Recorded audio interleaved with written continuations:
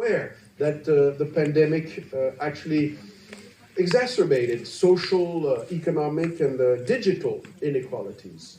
Governments everywhere moved swiftly to find alternative solutions, but at least 1/3 of the world's students were not able to access remote learning, which obviously has put a whole generation at a risk of a learning catastrophe.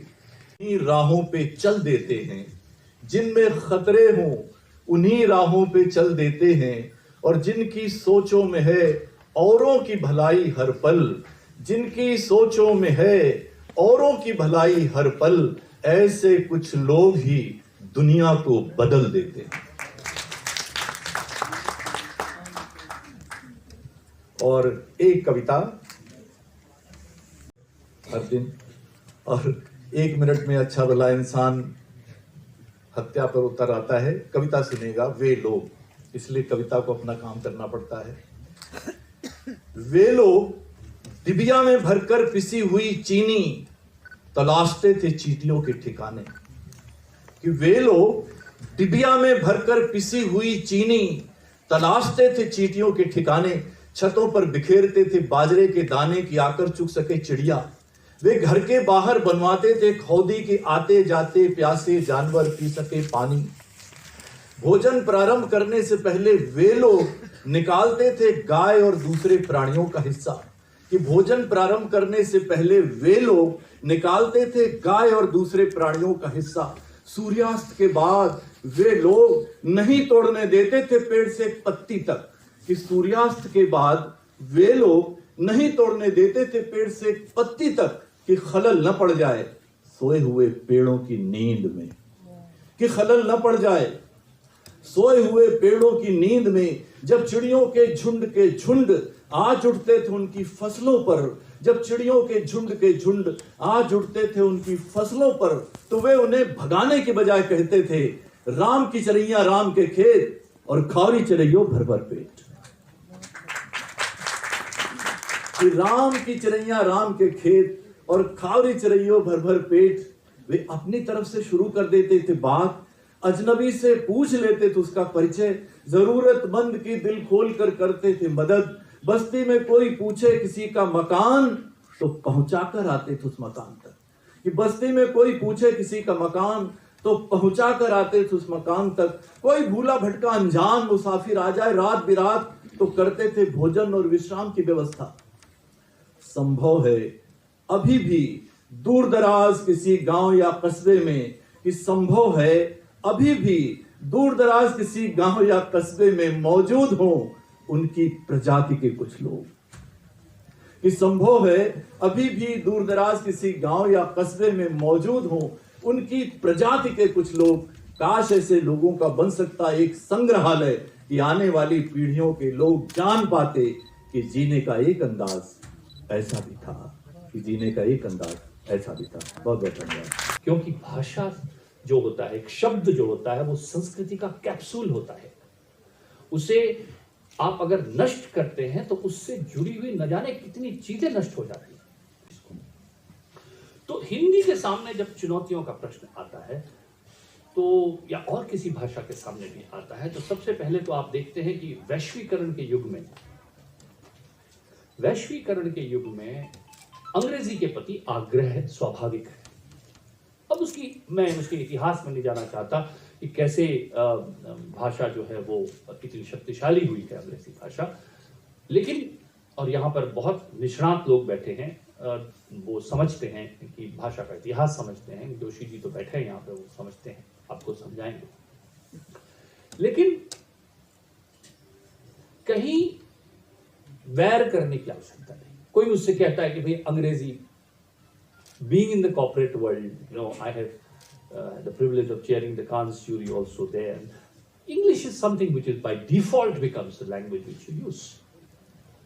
So people ask me that what is English for you and what is Hindi for you? I say that mother tongue is my language is Hindi. My skill is English. आप कितनी भी भाषाओं का skill सीख सकते हैं, क्योंकि जो मदर टंग है, मातृभाषा है, माँ के साथ आप उसकी चोटी भी खींच लेते हैं, आप उससे गुस्सा भी कर लेते हैं, उसको धमका भी देते हैं। ये भाषा के साथ आपका, जब मैं हिंदी में, जब मैं कविता लिखने बैठता हूँ, गीत लिखने बैठता हूँ, तो स्वतः स्फूर्त होता है कि हिंदी में, अपनी भाषा में वो अभी आता है, वो विचार आता है। क्योंकि वो जो आज़ादी, वो स्वतंत्रता जो मुझे हिंदी दे देती है, वो चोटी खींचने की स्वतंत्रता दे देती है, जो जिद करने की स्वतंत्रता देती है, वो हठ जो मेरा, जिसे वो बर्दाश्त करती है, वो मेरी मातृभाषा है। साथ जुड़ा, उससे किसी तरह का संबंध आवश्यक है, क्योंकि वो मेरी सांसों का प्रश्न है, वो मेरे होने का प्रश्न है, और मेरे होने की शर्त है, इसलिए उसका होना पड़ता है। मैं हिंदी भाषा के बारे में चिंतित नहीं हूँ। ये बहुत ही समर्थ भाषा है, हिंदी बहुत समर्थ भाषा है। मैं अभिमान से नहीं कह रहा हूँ, ज्ञान से कह रहा हूँ। ये इसका व्याकरण देख लीजिए आप, इस भाषा को, ये बहुत समर्थ भाषा है। वो बहुत बाय डिफॉल्ट चले जाना और सुविधा से, देखिए ये जो बाइलिंगुअल एग्जिस्टेंस है ना, इसको भी थोड़ा समझने की आवश्यकता है। बाइलिंगुअल एग्जिस्टेंस में धीरे धीरे एक भाषा दूसरे से छोटी हो जाती है, किसी न किसी तरह से। आप देखेंगे, उसका इतिहास जाकर देख लीजिए। Gradual extension versus sudden extension, दोनों पॉसिबल है। एंड जैसा कि मैंने कहा कि जीवन इतना सुंदर नहीं रहेगा अगर भाषाएं इतनी हमारे सामने नहीं होंगी। उनका जो चलन होता है, उनमें जो मैंने गीत लिखा था, तू धूप है झम से बिखर, तू है नदी ओ बेखबर, उड़ चल कहीं बह चल कहीं, तेरी तो मंजिल है वही। अब ये झम से बिखर नहीं लिखा था, मैंने लिखा था झम से बिखर। और जो उत्तराखंड के लोग जानते हैं, जब वहां धूप आती है तो लोग कहते हैं झम से धूप आई है। और वो झम शब्द का प्रयोग मेरे पास वो शब्दावली में था, क्योंकि मैंने कहीं ना कहीं उसे अंदर अपने संग्रह कर रखा था और उस जीवन से मैं जुड़ा हुआ था। और मुझे लगा कि धूप जब बिखरेगी तो झम से ही बिखर सकती है, झम से नहीं बिखरेगी। तो कई बार मैं, जब बच्चे इंडियन आइडल्स वगैरह में गाते हैं, मुझे मेरा गीत गा रहे हैं, तो मैं कहता हूँ ये छम नहीं है झम है, क्योंकि छम बड़ा स्वाभाविक है कि आप छम समझे, लेकिन वो उत्तराखंड का शब्द है। ऐसे कई शब्दों का प्रयोग मैं करता रहता हूँ। पर आप कहते ही, अगर तुम कहने लगता और तू अगर कह दिया उसने, तो मुझे लगता है कि ये मेरी इज्जत नहीं कर रहा, मुझे कम उम्र का समझ रहा है। तो देयर इज सर्ट, कोई पारदर्शिता है भाषा के अंदर, रीढ़ है भाषा के अंदर। आप देखिए हिंदी भाषा में रीढ़ है, बात को जो कह रही है, जो उच्चारण किया जा रहा है, वो लिखा जा रहा है, उसमें एक पारदर्शिता है, एक रीढ़ है। और इसीलिए अब देखिए क्रांति की रचनाएं जब हिंदी में लिखी जाती हैं तो उनमें ऐसा लगता है कि है कहीं पैनापन है, पर्ची भाले, एक कुछ है, एक रीढ़ है, क्योंकि वो भाषा की रीढ़ है। देखिए वो आप ट्रांसलेशन कर सकते हैं। दर्शन शब्द जो है उसे आप, you can't say philosophy and darshan is the same.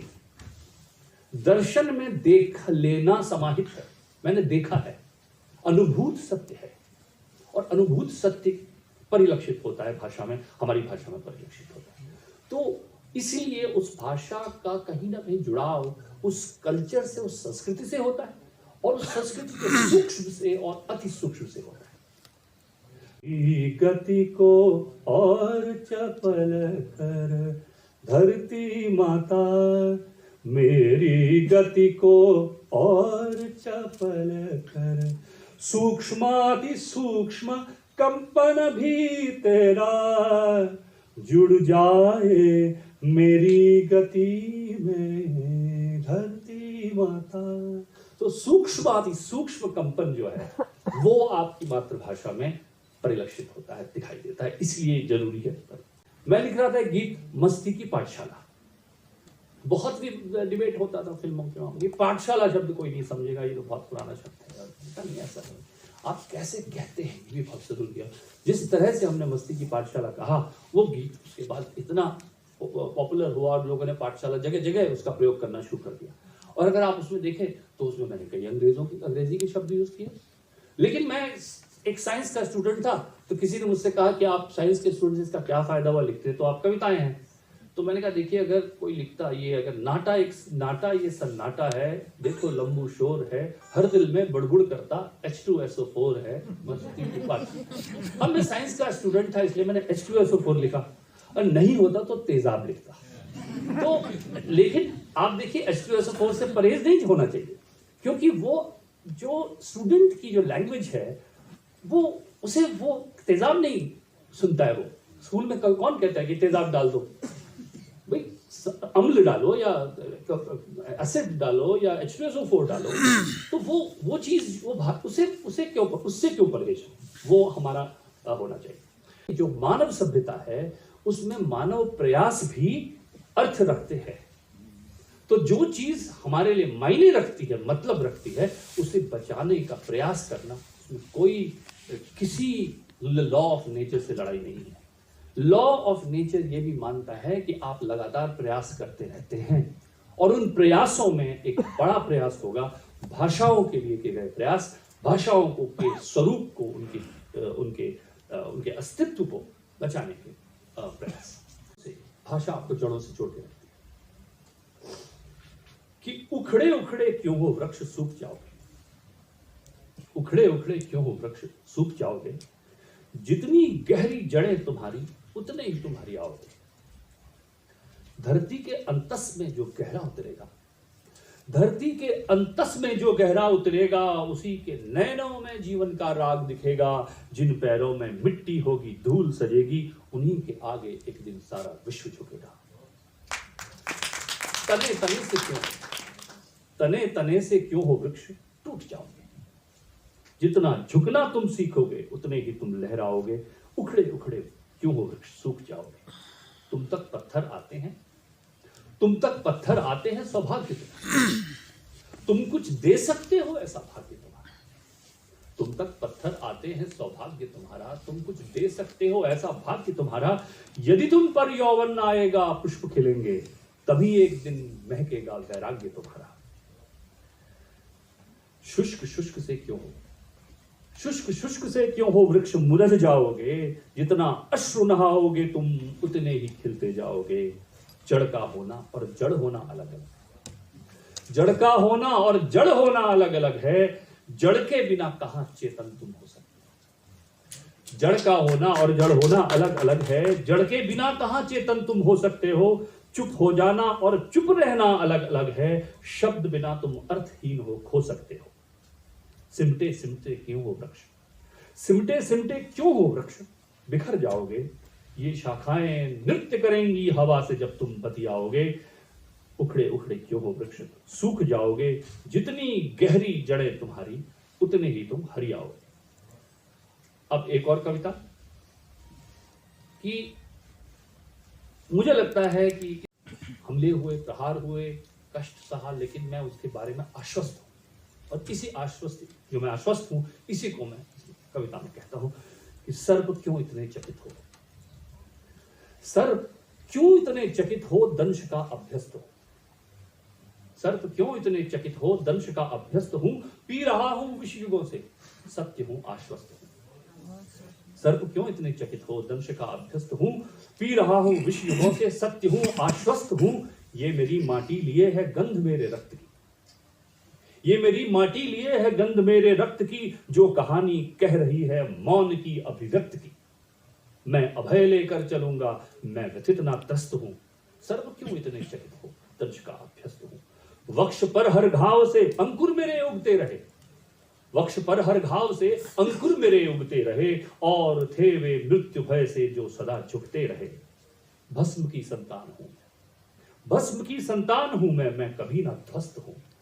सर्प क्यों इतने चकित हो दंश का अभ्यस्त हूं। है मेरा उद्गम कहां पर और कहां गंतव्य है मेरा उद्गम कहां पर और कहां गंतव्य है। दिख रहा है सत्य मुझको रूप जिसका भव्य है। मैं स्वयं की खोज में कितने युगों से व्यस्त हूं, मैं स्वयं की खोज में कितने युगों से व्यस्त हूं। सर्प क्यों इतने चकित हो दंश का अभ्यस्त हूं।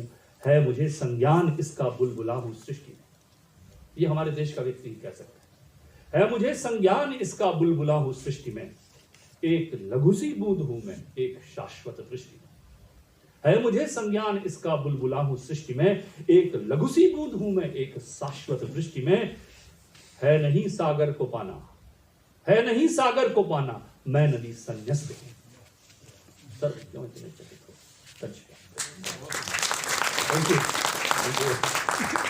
थोड़ी सी खुशबू बौराई सी मस्त पवन की, थोड़ी सी धौंकने वाली धक धक धक धक धक धक सांसें, जिनमें हो जुनू जुनू वो बूंदे लाल लहू की, ये सब तू मिला मिला ले, एक रंग तो खिला ले, और मोहे तो रंग दे बसंती यारा, मोहे तो रंग दे बसंती। ये गीत actually since we are talking, मैंने ये गीत जो है एक रेसिपी की तरह लिखा था कि बसंती रंग कैसे बनाया जाएगा। धीमी आंच पे तू जरा इश्क चढ़ा, थोड़े झरने हिला, थोड़ी नदी मिला, थोड़ा छिड़क, थोड़ा हिला, फिर एक रंग तो खिला और मोहे तो रंग दे बसंती। और ये रेसिपी मैंने यार रहमान को सुबह भेजी। मैंने उनका ये एक रेसिपी है, बोले रेसिपी से क्या, मैंने कहा इससे आप यही गाना है, अगर आप इस गीत के शब्द पढ़ेंगे तो आपको एक फीलिंग होगा कि जैसे एक प्रक्रिया होती है, वो पूरी प्रक्रिया इसमें है। उसके बाद बहुत सालों के बाद मणिकर्णिका फिल्म आई, तो उसके लिए मुझे ये गीत लिखने का सौभाग्य मिला। ये बड़ा सिंपल है, इसमें लेकिन देश प्रेम की दूसरी मुद्रा है। देश से है प्यार तो हर पल ये कहना चाहिए, देश से है प्यार तो हर पल ये कहना चाहिए। मैं रहूं या ना रहूं, भारत ये रहना चाहिए। देश से है प्यार तो हर पल ये कहना चाहिए। मैं रहूं या ना रहूं, भारत ये रहना चाहिए। सिलसिला ये बाद मेरे यूं ही चलना चाहिए। मैं रहूं या ना रहूं, भारत ये रहना चाहिए। मेरी नस नस तार कर दो और बना दो एक सितार, मेरी नस नस तार कर दो और बना दो एक सितार। राग भारत मुझ पे छेड़ो झंझनाओ बार बार, मेरी नस नस तार कर दो और बना दो एक सितार। राग भारत मुझ पे छेड़ो झंझनाओ बार बार। देश से ये प्रेम आंखों से छलकना चाहिए। मैं रहूं या ना रहूं, भारत ये रहना चाहिए। पीस दो मुझको मिला दो रास्तों में खेत में, पीस दो मुझको मिला दो रास्तों में खेत में। चूरा चूरा बिखरे मेरा पर्वतों में रेत में, अपनी मिट्टी में मेरा अस्तित्व मिलना चाहिए। मैं रहूं या ना रहूं, भारत ये रहना चाहिए। शत्रु से कह दो जरा सीमा में रहना सीख ले, शत्रु से कह दो जरा सीमा में रहना सीख ले। ये मेरा भारत अमर है, सत्य कहना सीख ले। भक्ति की इस शक्ति को बढ़कर दिखाना चाहिए। मैं रहूं या ना रहूं, भारत ये रहना चाहिए। है मुझे सौगंध भारत, है मुझे सौगंध भारत, भूलूं ना एक क्षण तुझे। रक्त की हर बूंद तेरी है तेरा अर्पण तुझे। है मुझे सौगंध भारत, भूलूं ना एक क्षण तुझे। रक्त की हर बूंद तेरी है तेरा अर्पण तुझे। युद्ध ये सम्मान का है, मान रहना चाहिए। मैं रहूं या ना रहूं, भारत ये रहना चाहिए। देश से है प्यार तो हर पल ये कहना चाहिए। मैं रहूं या ना रहूं, भारत ये रहना चाहिए। थैंक यू, धन्यवाद। Ladies and gentlemen, let's give this launch a huge round of applause, everyone.